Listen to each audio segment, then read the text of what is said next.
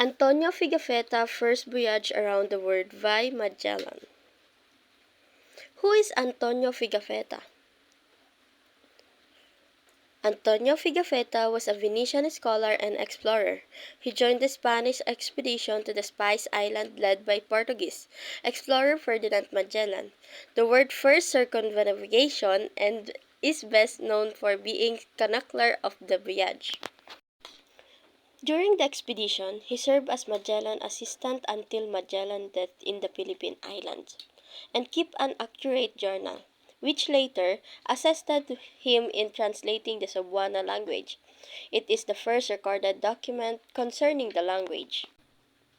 Pigafetta was one of the 18 men who made the complete trip, returning to Spain in 1522 under the command of Juan Sebastian Elcano. Out of the approximately 240 who set out 3 years earlier, these men completed the first circumnavigation of the world while others mutinied and returned in the first year. Pigafetta's surviving journal is the source for much of the what is known about Magellan and Elcano's voyage. Voyage around the world. While in Spain, Pigafetta heard of Magellan's planned expedition to find a western route to the Spice Island. The adventure appealed to him and he convinced Chiricahua that his participation on this historic voyage would be advantageous for the Vatican. With the approval of Papal Ambassador and King Charles, Pigafetta was provided with a letter of introduction before he set out for Seville in May 1519. Magellan accepted his application to join the expedition and hired him for a modest monthly salary of 1,000 maravedis. He was enrolled under the name of Antonio Lombardo, and his position was described as one of the servants of the captain and supernumeraries.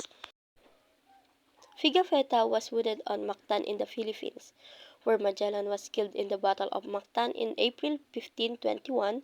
Nevertheless, he recovered and was among the 18 who accompanied Juan Sebastian Elcano on board the Victoria on the return voyage to Spain. Upon reaching port in Sanlúcar de Barrameda in the modern province of Cadiz in September 15, 2022, 3 years after his departure, Pigafetta returned to the Republic of Venice. He related his experiences in the report to the first voyage around the world. Antonio Pigafetta also wrote a book in which a detailed account of the voyage was given. Although the text is written in semi-chronological order, it does not read as a linear history of the voyage. Today, 3 printed books and 4 manuscripts survive. One of the 3 books is in French, while the remaining 2 are in the Italian language. For the 4 manuscripts, 3 are in French, 2 stored in the Bibliothèque Nationale de France, and the 1 is Cheltenham, and 1 in Italian.